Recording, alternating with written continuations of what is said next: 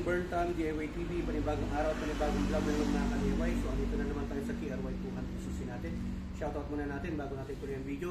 Shoutout kay Analos Vlog, mga ka-motivate, kay Ricky Mayab, kay Rosemary Solomon Labi, at syempre kay Alian de la Cruz. So, ayan, supportahan po natin yung Team Paangat, Small Content Creators ng Pangasinan. Yan, so shoutout sa inyo at tuloy na natin yung video. Bago natin makalimutan, shoutout po rin pala ang grupo natin, group page natin, KRY Nation 200. Yan, so shoutout din natin yung mga bikers, yung mga nag-mountain bike, mga racer. Yan, pwede rin sa kanila to, pwede rin po actually sa bike ito mga ka-DIY. Bago tayo, side mirror. Aside from this, maglalagay tayo ng side mirror dito mga ka-DIY. Pang motard kasi gagawin natin motard. Okay? Ito yung side mirror. Kung mayroong camera na nag-360, ito naman 360. Okay? Wilid mo, pwede nyo makita. Tara. May ng pang motard na setup. Super motard. Ganyan, no? O, diba? Grabe, oh. Hanggang gilid, side by side. Yan, tatanggalin mo lang yan. Tapos, i-clip mo lang ng ganyan. Simple as this. Kung may bisikleta ka, may BMX ka, mountain bike ka, road bike, pwede mo itong ilagay. Yan, desired na location po niya. Dapat mga ka-DIY, so ganyan na ho yan. O, diba? Simple lang yan. Ito mga ka-DIY, meron din siyang Allen bolt dito na pwede mong higpitan. Ayan, nalagay na rin natin.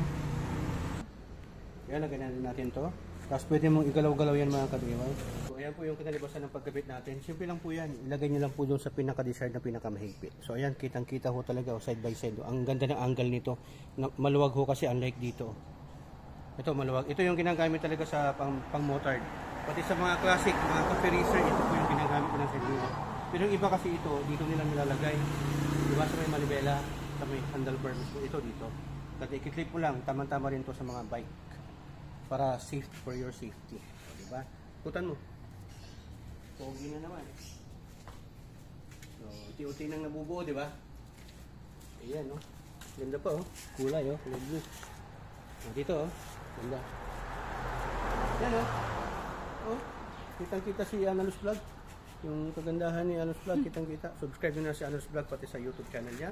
At huwag nyo rin kalimutan na yung mga vlogs niya, cooking vlogs yan sa niya, sa Facebook page niya mga ka-DIY. So, ganda lang po. Nasa 350 po yan. Meron din po mura niyan, pero mas minabuti ko na mas mahal yung binili ko para hindi sinungaling yung salamin niya.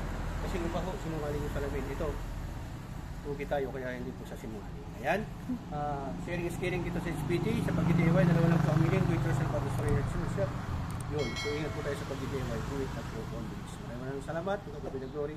And Burn Time sa inyo.